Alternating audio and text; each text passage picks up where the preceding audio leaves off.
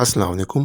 आज हम अकाउंटिंग में ये डिस्कस करेंगे कि मर्चेंडाइज इन्वेंटरी किसे कहते हैं और मर्चेंडाइज इन्वेंटरी में कितनी तरह के सिस्टम्स होते हैं और ये कैसे काम कर रहे होते हैं और इनके मेथड्स के बारे में डिस्कस करेंगे।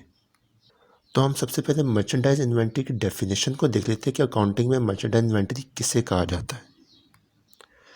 लफ्ज़ मर्चेंडाइज आ जाए मर्चेंडाइज इन्वेंटरी आ जाए या इन्वेंटरी आ जाए, बात एक ही होती है। मर्चेंडाइज इन्वेंटरी से मुराद ऐसी अशिया यानी गुड्स जिसको हम इंग्लिश में बोलते हैं जो हम अपने बिजनेस में फ़रोख्त करने की अर्ज़ से ख़रीदें, इसको हम मर्चेंडाइज इन्वेंटरी कहते हैं। मर्चेंडाइज इन्वेंटरी जो है हमारी करंट एसेट्स कहलाती है। अब इस मर्चेंडाइज इन्वेंटरी को एग्जांपल के साथ समझ लेते हैं। मिसाल के तौर पर कोई एक फैक्ट्री है तौलिया बनाने की, टावल फैक्ट्री है। अब इस फैक्ट्री के अंदर जितना भी रॉ मटेरियल आ रहा होता है, यार्न, थ्रेड, पैकिंग मटेरियल्स, जो कि फिनिश गुड्स में कन्वर्ट होनी होती है और फिर आगे सेल आउट हो जाती है, इस तरह की इन्वेंटरीज को हम मर्चेंडाइज इन्वेंटरी कहते हैं अकाउंटिंग के अंदर। इसी तरह से आपकी कोई ट्रेडिंग कंपनी है, मिसाल के तौर पर आप चाइना से मोबाइल ख़रीदते हो, इंपोर्ट करते हो और इसको लोकल मार्केट में आगे जाके फ़रोख्त कर देते हो, तो ये मोबाइल्स जो है ये आपकी मर्चेंडाइज इन्वेंटरी कहलाती है। अब हम सिस्टम्स की बात कर लेते हैं कि इन्वेंटरी वैल्यूएशन में कितनी तरह के सिस्टम्स होते हैं। पहला हमारा कहलाता है परपेचुअल इन्वेंटरी सिस्टम, दूसरा हमारा कहलाता है पीरियोडिक इन्वेंटरी सिस्टम। ज़्यादातर जो है परपेचुअली यूज़ हो रहा होता है क्योंकि ये बहुत ज़्यादा फास्ट होता है, इसकी एफिशिएंसी बहुत अच्छी होती है। अब हम इन दोनों सिस्टम्स को जनरल एंट्रीज के तहत समझ लेते हैं। जब भी हम परपेचुअल इन्वेंटरी सिस्टम के तहत कोई अशिया ख़रीदते हैं अपने बिज़नेस में, तो हम इसमें एंट्री पास करते हैं। इन्वेंटरी को हम कर देंगे डेबिट और अकाउंट्स पेबल को कर देंगे क्रेडिट। जबकि पीरियोडिक इन्वेंटरी सिस्टम में हम परचेज़ का वर्ड आ रहा है, देखिए परचेज़ को हम कर देंगे डेबिट और अकाउंट्स पेबल को कर देंगे क्रेडिट।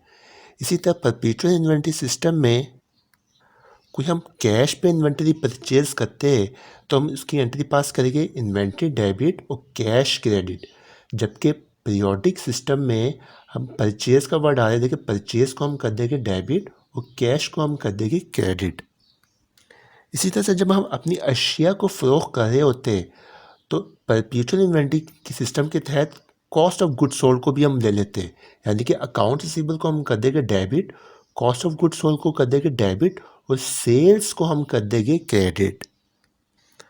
जबकि मर्चेंडाइज इन्वेंटरी में पीरियोडिक सिस्टम जो है उसमें हम एंट्री पास करेंगे अकाउंट रिसीवेबल को कर देंगे डेबिट और सेल्स को हम कर देंगे क्रेडिट। ये फ़र्क होता है परपेचुअल इन्वेंटरी सिस्टम में और पीरियोडिक इन्वेंटरी सिस्टम में। अब हम मर्चेंडाइज इन्वेंटरी के मेथड्स के बारे में डिस्कस कर लेते हैं, यानी कि सवाल में आपको इन मेथड्स के तहत ही इस क्वेश्चन को सॉल्व करना पड़ेगा। पहला हमारा मेथड कहलाता है फर्स्ट इन फर्स्ट आउट, यानी कि फीफो। दूसरा हमारा मेथड कहलाता है लास्ट इन फर्स्ट आउट, इसको हम लीफो बोलते हैं शॉर्ट फॉर्म में। तीसरा जो हमारा मेथड है वेटेड एवरेज मेथड।